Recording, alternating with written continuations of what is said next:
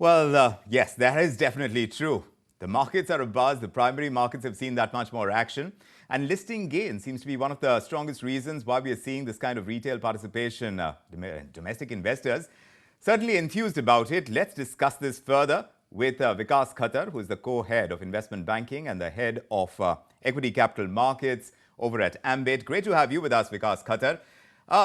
The Mankind IPO, it turned out to be a bit of a game changer for the primary markets this year. But overall, looking at what these investors have to say about how well they've done in the primary markets, what you're picking up from issuers, why they are getting so much more confident about approaching the primary markets to raise funds, that's been the story through 2023. Do you see this confidence get stronger, both among issuers and domestic investors through 2024? And what would be the prime reasons for it? Thank you, Vikram. Thank you for having me here. And yes, you are absolutely right. I think 2023 has been a phenomenal year, both from the issuer side as well as from the investor side. And as you pointed out, it is the retail which also has been a good beneficiary of this. At the same point of time, I think domestic institutions also have become a very strong player. And to that extent, a lot of IPOs are getting extremely good traction from the domestic institutional investors also. Interestingly, I guess one of the trend which we have been seeing here is that more and more companies which are coming for the IPO, investors are now happy to have a relatively smaller size IPOs and even the smaller size companies. In fact, if I just put the things in context, as you mentioned that there are almost 60 IPOs have happened, and statistically that's a pretty good number. And if we see that overall a median size of the IPO in this year has been 600 crores. That's actually lower than a 750 crore of a median IPO size, which was there in calendar year 22. Or if we go back 21, it was almost around 1,000 crores of a median size. What it's showing is that to some extent, the entrepreneurs and the promoters of the companies, which otherwise were wondering whether their size of the companies are big enough to attract IPO market, are getting more and more comfortable. That there is a demand. There's a demand from the domestic mutual funds. There is a demand which is coming from a small and mid-cap mutual funds, as well as retail and HNI also are becoming a strong players in this thing. So as we see it here, with almost 60 DRHPs right now in process, the 27s have a valid observation, and you can see that in the next few months and all, they would be approaching the market. Another 33 are awaiting the CB's comments on that.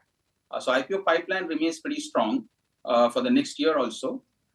In fact, I'm happy to say that this would be one of those years when, even if it is a election year, yes, we may see a pretty strong traction of the IPOs there. Yes, which is, of course, a departure from what we've seen in the past. But tell us about, since you made that comparison between what kind of monies has been raised through the primary markets in 2021 and then 2022.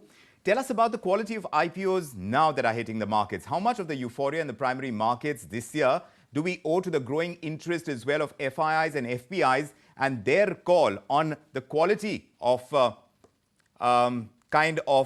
offerings that are made in the primary markets now? So, Vikram, one of the parameter, as I was listening to the talk which some of the investors were talking about, that how the retail investors have made money in most of the IPOs, and your data also showing that how 56 out of 60 IPOs have given the listing gains.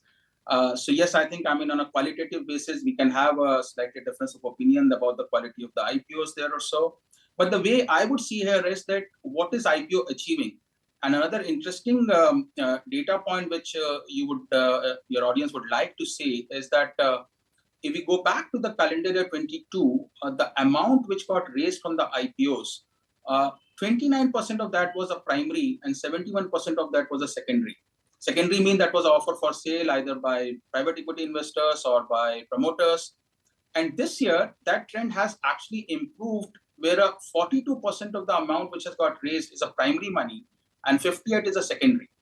And I would like to believe that, if you take it on an aggregate basis, so this 42% is going either for a capex or for debt reduction or for anything which is more productive at the company end. To that extent, that actually is auguring well for the economy as a whole also. And that is showing us that the growth momentum for the industry is also picking up, where more and more companies are happy to put more money on the primary side of the thing. You talked about the FII part, and I think FIIs, we need to think about it not necessarily just their participation in the IPO, but as I mentioned earlier, that by structurally what we are changing in India is that at least in the last 2 years, we have seen that more and more IPOs are coming from a smaller size as well as on a smaller market cap part, which sometimes don't get that sort of a attraction from FIIs investors, because sometimes they want to have a larger float, larger capital. And I would like to say that that interest is getting reflected the way that the block trades are gaining a momentum in the Indian market. I mean, it would be surprised that Yes. in the last 9 months, from 1st April, if I say, not even the calendar year data, in the last 9 months itself, Yes. there have been over 1 lakh crore worth of money which has got done through the block trades. And these So block trades have been comparatively, essentially on sold that by count, private equity or promoters. So comparatively on that count, for the kind of action we've seen in the primary markets, when you set that against the kind of bulk deals and block deals that have taken place through the year, what does it tell you about this kind of private equity deals coming through? And between block deals and QIPs and IPOs, how do you see the maximum buzz pan out in 2024? So interestingly, in 2024, see why the block trade also become an important cog in the wheel for the IPO part is that, think about it, that most of these block trades have been done by the private equity investors, and gradually they are getting more and more comfortable about the public markets and IPO becoming a very, very credible option for their exit. A few years back, I think that when the private equity investors were putting the money in any of the company, their ideal way was that either they would think of as an exit to a strategic sale to a strategic investor or to another private equity investor. But now, what the sort of a size which they have seen and the market depth they have seen, where, for example, in a particular company, between February to August, almost around 40% of the equity of that company, which a private equity investor was having, that got sold over block trades, amounting almost around 11,000 crore. It was not heard of. It was not possible earlier in the minds of a private equity investor. What it's doing is that they would be also slightly more aggressive in investing even in smaller companies and pushing these companies from a public market perspective. And that, at least, I mean, will really keep momentum of a public market IPOs also on. The second thing is that from the domestic investor side, if the mutual fund SIPs are anything to go by, again, if we see on the trend in the last 3 years, the average monthly SIP amount has got increased from 8,000-9,000 crore per month to almost now 15,000 crore in this year. And that money, again, needs to have a quality issuance to deploy. I mean, the whole of the money cannot get deployed in the secondary market.